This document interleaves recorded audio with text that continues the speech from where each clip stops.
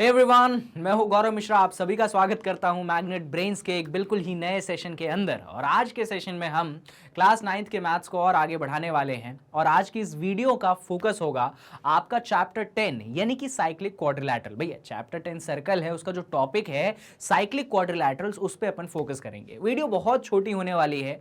यहाँ पे गिनती के 3 थ्योरम मैं आपसे डिस्कस करूंगा।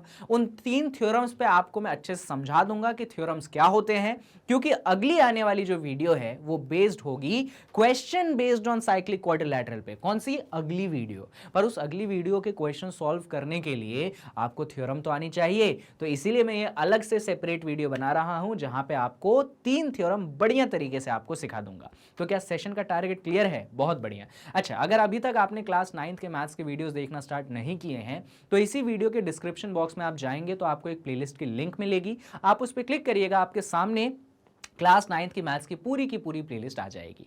फिर जो भी वीडियो देखने का मन हो उसको देख लेना। पूरा कॉन्सेप्ट बढ़िया तरीके से क्लियर हो जाएगा, अंडरस्टैंडिंग बहुत बढ़िया आपकी बन जाएगी। ठीक है। और आपको जान के खुशी होगी कि मैग्नेट ब्रेन्स इकलौता ऐसा प्लेटफॉर्म है जो आप लोगों को एजुकेशन प्रोवाइड करवाता है फ्री ऑफ कॉस्ट। यानी कि यहाँ पे आपको 2 चैप्टर्स पढ़ने के बाद बाकी चैप्टर्स पढ़ने के लिए किसी तरीके का पेमेंट नहीं करना, ना किसी तरीके का सब्सक्रिप्शन है लेना। तो चलिए स्टार्ट करते हैं आज के सेशन को और फटाफट देख लेते हैं कि कौन सी 3 थ्योरम हमें डिस्कस करनी है। बच्चों, ये पहली थ्योरम है कि sum of either pair of opposite angle of a cyclic quadrilateral is 180 degree. समझाता हूं मैं आपको। अच्छा, यहां पे थ्योरम का अपन प्रूफ वगैरह में नहीं जाएंगे, बिल्कुल भी नहीं जाएंगे अपन। हम डायरेक्ट रिजल्ट की बात करेंगे, उसको समझेंगे, सीखेंगे और मूव ऑन कर जाएंगे जिससे क्वेश्चंस पे अप्लाई कर सके। ठीक है, चलिए आ जाइए। देखिए, मान लीजिए आपके पास कुछ इस तरीके से सर्कल है। अच्छा तो नहीं बना, पर ठीक है, काम चलाओ सर्कल है, काम चला लेते हैं अपन।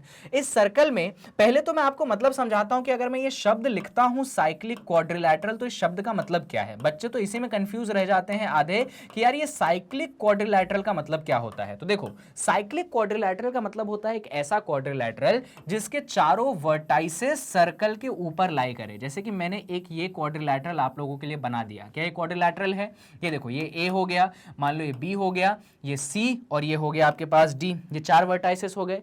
ये चारों वर्टाइसेस के आपके सर्कल पे लाई करते हैं। इसीलिए इस क्वाड्रिलैटरल को हम क्या बुला सकते हैं? साइक्लिक क्वाड्रिलैटरल बुला सकते हैं। वहीं पे मैं आपको दूसरा एग्जांपल देता हूं जो कि साइक्लिक क्वाड्रिलैटरल नहीं है।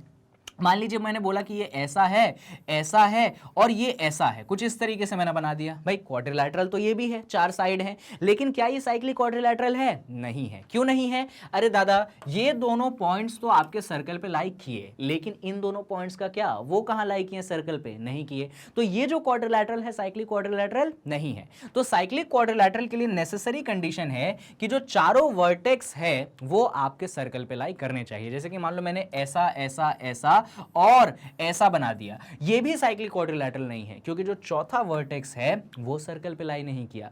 ये कंडीशन जो मैंने आपको दी, आई होप आपको समझ में आ गया होगा कि साइक्लिक क्वाड्रिलैटरल है क्या। चारों के चारों वर्टेक्स आपके सर्कल पे लाई करने चाहिए, तभी वो क्वाड्रिलैटरल साइक्लिक क्वाड्रिलैटरल कहलाता है। डन। अब आते हैं अपन थ्योरम पे। अब देखिए, जब आपने साइक्लिक क्वाड्रिलैटरल बना लिया है तो इस साइक्लिक क्वाड्रिलैटरल में 4 एंगल हैं। कौन कौन से 4 एंगल हैं? एक एंगल ये है जिसको एंगल ए बुलाते हैं, एक एंगल ये है जिसको हम एंगल सी बुलाते हैं। क्लियर है? एक एंगल अपने पास ये है जिसको हम एंगल डी बुलाते हैं और एक एंगल ये है जिसको हम एंगल बी बुलाते हैं। ठीक है, अब ध्यान से सुनना। अगर ये चीज एक साइक्लिक क्वाड्रिलैटरल है तो यहाँ पे जो ऑपोजिट एंगल है, जैसे एंगल ए और एंगल सी क्या हो गए? ऑपोजिट एंगल हो गए। तो यहाँ पे एंगल ए और एंगल सी का सम कितना हो गया? ये 180 डिग्री होता है। ये प्रॉपर्टी होती है साइक्लिक क्वाड्रिलैटरल की कि ऑपोजिट एंगल्स का सम कितना होगा? 180 होगा। यहाँ पे जो ये दोनों ऑपोजिट एंगल है ना, एंगल बी और एंगल डी, इन दोनों का सम कितना होगा? इन दोनों का सम भी 180 डिग्री होगा। ये चीज मैं आपको सिखाना चाहता हूं कि अगर ऑपोजिट एंगल्स को आप ऐड करेंगे तो 180 होगा। जैसे कि ए और सी को आपने जोड़ा तो 180, आपने बी और डी को जोड़ा तो 180। ये प्रॉपर्टी है सबसे जरूरी साइक्लिक क्वाड्रिलैटरल की। कुछ बेसिक एग्जांपल्स मैं आपसे शेयर करता हूं, देखिएगा। जैसे कि मान लीजिए आप इसी क्वाड्रिलैटरल को लेके चलते हैं। ये प्रॉपर्टी क्लियर हो गई? क्या है प्रॉपर्टी? ठीक है, अब इधर देखो। मान लो मैं कहता हूं कि यार एंगल ए है 30 डिग्री, एंगल सी कितना होगा? मैंने आपसे ऐसा क्वेश्चन पूछ लिया तो आप बोलेंगे सर ये तो बहुत सिंपल क्वेश्चन हो गया, आपने हमें अभी सिखाया कि ऑपोजिट एंगल का सम कितना होता है? 180 होता है। यानी कि यहां पे एंगल एंगल ए और यहाँ पे जो एंगल सी है, इन दोनों का सम कितना होगा? 180 होगा। सर एंगल ए 30 डिग्री है, एंगल सी हमारे पास है नहीं, दोनों का सम कितना होगा? 180 होगा। ये 30 सर उस तरफ जाएगा तो एंगल सी की वैल्यू 180 डिग्री माइनस 30 डिग्री हो जाएगी। सर इसको हम सॉल्व कर लेंगे तो हमारे पास 150 डिग्री आ जाएगा। तो सर हमने इस तरीके से इसका मेजरमेंट निकाल लिया 150 डिग्री। देखो ना दोनों का सम कितना है? 180 है। ऐसे ही मान लो अगर ये एंगल मान लो मेरे पास 60 है तो इसका ऑपोजिट यानी कि ये वाला एंगल कितना होगा? 120 डिग्री होगा। ये होता है साइक्लिक क्वाड्रिलैटरल। ऑपोजिट एंगल्स का सम हमेशा कितना होता है? 180 डिग्री होता है। पॉइंट क्लियर है? कंफ्यूजन है कहीं पे? नहीं? बढ़िया, आ जाओ। ये पहला थ्योरम था आपका 10.11 जो कि मुझे आपको बताना था। मतलब अगर मैं समराइज करूं, जीवन में कोई सा भी साइक्लिक क्वाड्रिलैटरल बने, पहले तो ये समझ में आना चाहिए कि साइक्लिक क्वाड्रिलैटरल है क्या। एक ऐसा क्वाड्रिलैटरल जिसके चारों वर्टाइसेस सर्कल पे लाई करते हैं, और फिर हमको ये याद रखना है कि उसके ऑपोजिट एंगल का सम हमेशा कितना होता है? 180 होता है। चलिए इसी के बाद थ्योरम 10.12 पे डिस्कशन कर लेते हैं। ये जो थ्योरम 10.12 है ये आपका कन्वर्स है थ्योरम 10.11 का। थ्योरम 10.11 क्या कहता था कि अगर साइक्लिक क्वाड्रिलैटरल है तो ऑपोजिट एंगल 180 होगा। अब ये पता है क्या कहता है? ये कहता है कि भैया दो ऑपोजिट एंगल्स होते हैं, उन दोनों पेयर में से अगर एक भी पेयर 180 सम देता है तो वो क्वाड्रिलैटरल साइक्लिक क्वाड्रिलैटरल होगा। समझाता हूं। मान लो आपके पास ऐसा एक क्वाड्रिलैटरल है कुछ इस प्रकार से, ठीक है। मान लो ये पॉइंट ए है, ये पॉइंट बी है, ये पॉइंट सी है और ये पॉइंट डी है, ठीक है। सुनना, मान लो मैंने बोला कि यार ये एंगल 30 है और ये एंगल कितना है? 150 है। देखिए ऑब्वियसली ये दोनों एंगल कितने हैं? ऑपोजिट हैं। अगर मैं इन दोनों का सम निकालूं तो आप करेंगे कि सर 30 प्लस 150 कितना होता है? सर 30 प्लस 150 तो 180 डिग्री होता है। तो ऑपोजिट एंगल का सम कितना हो गया? 180 हो गया। यानी कि मजबूरन इस क्वाड्रिलैटरल को क्या होना पड़ेगा? इस क्वाड्रिलैटरल को साइक्लिक होना पड़ेगा। अब साइक्लिक होने से क्या होगा मालूम है? ये क्वाड्रिलैटरल जो है इसके चारों पॉइंट्स कहां से पास करेंगे? एक सर्कल से पास करेंगे, कुछ इस तरीके से। अच्छा, जरूरी नहीं है कि दोनों एंगल का सम 180 हो। एक्चुअली वो तो होगा ही कि जो दूसरा पेयर है, ये जो पेयर है ना, इनका भी सम 180 तो होगा ही। पर अगर क्वेश्चन में वो सिर्फ एक पेयर भी दे कि जिनका सम 180 है तो समझ जाइएगा ऑटोमेटिकली वो क्वाड्रिलैटरल क्या हो जाएगा? साइक्लिक होगा ही होगा, ठीक है। कन्वर्ट से पूछने वाले थ्योरम का इसका मैं दूसरा जस्टिफिकेशन दे देता हूं। देखिए मान लीजिए आपके पास एक दूसरा क्वाड्रिलैटरल है, जस्ट अ सेकंड। मान लीजिए क्वाड्रिलैटरल कुछ ऐसा है, ये ऐसा ऐसा करके ऐसा दे दिया और मैंने बोला कि यार ये है 60 डिग्री, ये है 120 डिग्री और मैं आपसे पूछ रहा हूं कि यार ये क्वाड्रिलैटरल साइक्लिक होगा? तो आप बोलोगे हाँ जी सर। इन दोनों का सम देखो सर कितना है? 60 और 120 का सर आप सम करो तो आपको 180 डिग्री मिलेगा ना। यानी कि ऑपोजिट एंगल का सम 180 है ना, तो मतलब समझ जाइए ये क्वाड्रिलैटरल आपका साइक्लिक होगा ही होगा। समझ गए थ्योरम? बढ़िया, याद रखना, दिमाग में अच्छे से बिठा के, बहुत काम आने वाला है अपने। Last but not the least theorem, ये आपके एनसीईआरटी में एक रिजल्ट के रूप में मेंशन्ड है, थ्योरम के रूप में मेंशन नहीं है, पर मैं फिर भी इसको थ्योरम लेकर आया हूं क्योंकि अगर इसको नहीं सीखे तो आने वाले अगले नेक्स्ट वीडियो जहां पे अपन क्वेश्चन डिस्कस करेंगे साइक्लिक क्वाड्रिलैटरल पे, कोई पल्ले नहीं पड़ने वाले वो क्वेश्चन।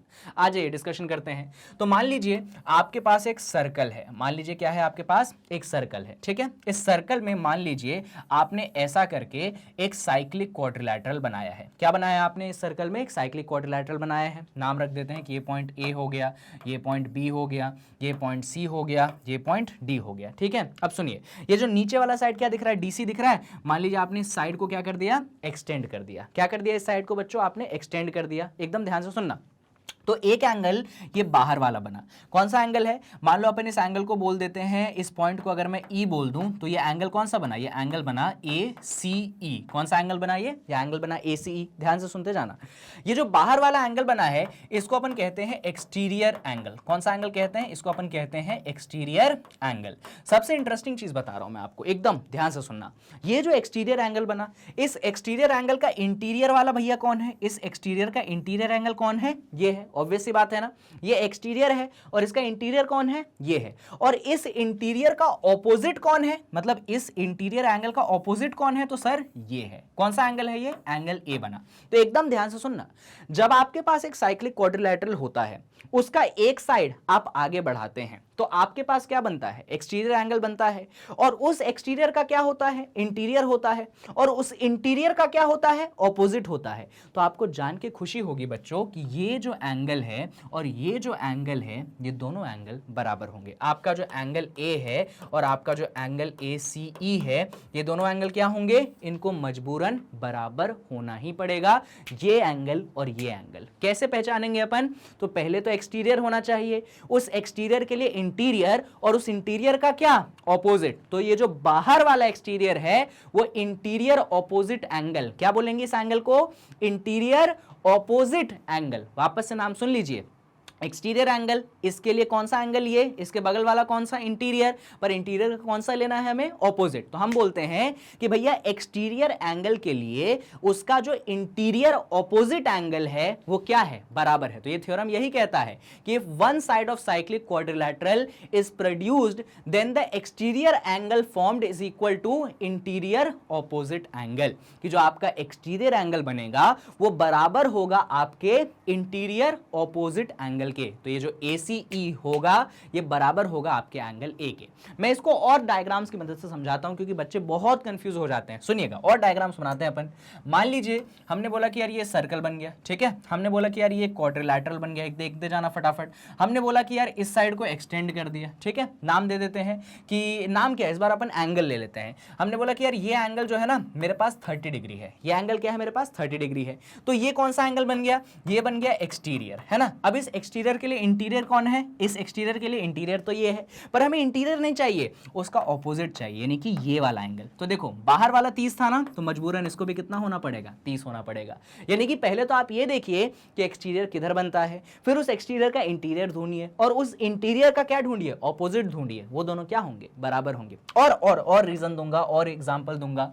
मान लो आपने ऐसा एक सर्कल बनाया, ठीक है, आपने मान लीजिए कुछ इस प्रकार से क्वाड्रिलैटरल बनाया और आपका मन चाहा कि यार ये साइड बाहर करेंगे जिससे एक्सटीरियर बनेगा ये। तो मान लो ये एंगल आपके पास 60 डिग्री है, तो इसका ये एक्सटीरियर हो गया, इसका इंटीरियर कौन है, ये है, इसका ऑपोजिट कौन है, ये है। यानी कि अगर ये बाहर वाला 60 है तो इस अंदरूनी को भी कितना होना पड़ेगा, 60 डिग्री होना ही पड़ेगा। यही कहलाती है कि आपका जो एक्सटीरियर एंगल है वो आपके इंटीरियर ऑपोजिट एंगल के क्या होता है, बराबर होता है।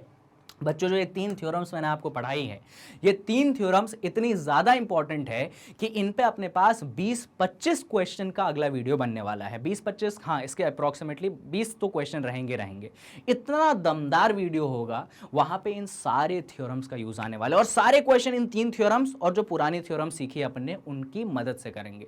बहुत इंपॉर्टेंट वीडियो थी, आगे वाली आने वाली है, होगी, और ये वीडियो उसका बेसिक है। अगर आपने यहाँ पे 3 थ्योरम्स को अच्छे से समझा नहीं तो अगली वीडियो तो आपको नहीं समझ में आएगी। प्रूफ वगैरह इंपॉर्टेंट नहीं है, क्योंकि जब हम क्वेश्चंस लेंगे तो यहाँ पे इन प्रूफ्स को खुद ब खुद कवर कर लेंगे वहाँ पे, इसलिए मैं बोल रहा हूँ इंपॉर्टेंट नहीं है, वो कवर अप कर दूंगा क्वेश्चंस कराते कराते मैं, ठीक है। बाकी 3 थ्योरम्स का स्टेटमेंट अपने दिमाग में ध्यान रखना। पहला ये कि साइक्लिक क्वाड्रिलैटरल कौन होता है, तो साइक्लिक क्वाड्रिलैटरल वो होता है जिसके चारों वर्टेक्स जो हैं सर्कल पे लाई करते हैं। अच्छा, उसकी सबसे इंपॉर्टेंट प्रॉपर्टी ये होती है कि ऑपोजिट एंगल का सम 180 होता है। फिर कन्वर्स पढ़ा अपन ने इस थ्योरम का कि मान लो ऑपोजिट एंगल का सम 180 है तो क्वाड्रिलैटरल साइक्लिक है। और फिर मैंने आपको पढ़ा है कि अगर साइक्लिक क्वाड्रिलैटरल में एक्सटीरियर एंगल है तो एक्सटीरियर एंगल जो है आपके इंटीरियर ऑपोजिट एंगल के बराबर होता है। जस्ट इतना ही था इस वीडियो में। तो एंड करते हैं इस वीडियो को ज़्यादा टाइम वेस्ट किए बिना। अगले वीडियो का टारगेट बता चुका हूं मैं आपको कि अगले वीडियो में हम क्वेश्चंस करेंगे जो कि साइक्लिक क्वाड्रिलैटरल्स पे बेस्ड होंगे। डन। तो बस जाते जाते आपको बता दूं कि मैग्नेट ब्रेन्स पे बहुत अलग अलग तरीकों से आप पढ़ सकते हो। हमारा यूट्यूब चैनल है, हमारा मोबाइल एप्लीकेशन है, हमारा वेबसाइट www.magnetbrains.com है। कहीं पे कुछ खरीदना नहीं है, कोई कूपन कोड नहीं है, सारी चीज़ें आप 100% फ्री देख सकते हैं। हाई क्वालिटी एजुकेशनल वीडियोस हम आपके लिए प्रोवाइड करते हैं और इतने सारे कोर्सेस हम आपके लिए लाते हैं। जाते जाते वीडियो को लाइक करिए, चैनल को सब्सक्राइब करिए और जितना हो सके वीडियो को करिए शेयर। बाकी कमेंट बॉक्स आपके सामने है, कुछ अच्छा लगे तो ज़रूर कमेंट करके बताइएगा। नेक्स्ट सेशन का टारगेट ऑलरेडी बता चुका हूं कि साइक्लिक क्वाड्रिलैटरल के क्वेश्चंस करेंगे, एक वीडियो बनाएंगे, बहुत अच्छे अच्छे क्वेश्चंस अपन उनमें लेंगे। टिल देन मिलते हैं नेक्स्ट वीडियो में। टिल देन क्या करिए भैया, मैग्नेट ब्रेन्स से पढ़ाई करिए, स्टे ट्यून्ड रहिए मैग्नेट ब्रेन्स पे, और हम अगली वीडियो में मिलेंगे।